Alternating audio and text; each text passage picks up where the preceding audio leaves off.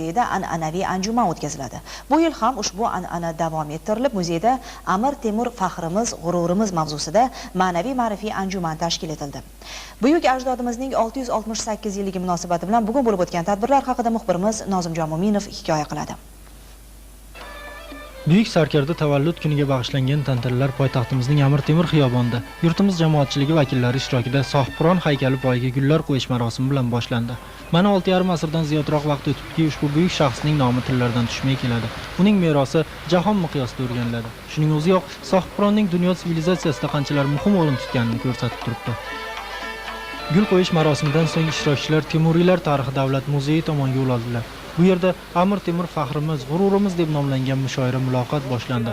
Muloqotda so'z olgan taniqli olimlar, ijodkorlar Sohibqironning sarkardalik faoliyati, uning jahon tarixidagi o'rni haqida to'xtalib o'tishdi. Amir Temur hukmronlik davrida mamlakatda ilm-fan, madaniyat gullab yashnadi. Ko'plab xorijiy davlatlar bilan diplomatik aloqalar yo'lga qo'yildi. Afsuski, Sohibqironning shaxsi turli davrlarda turlicha munosabatlarga uchradi. Mustaqillik yillariga kelibgina Amir Temur va Temuriylar davri tarixiga haqqoniy baho berish imkoniyati tug'ildi. Amir Temur buyuk davlat tuzganligi Movarounnahr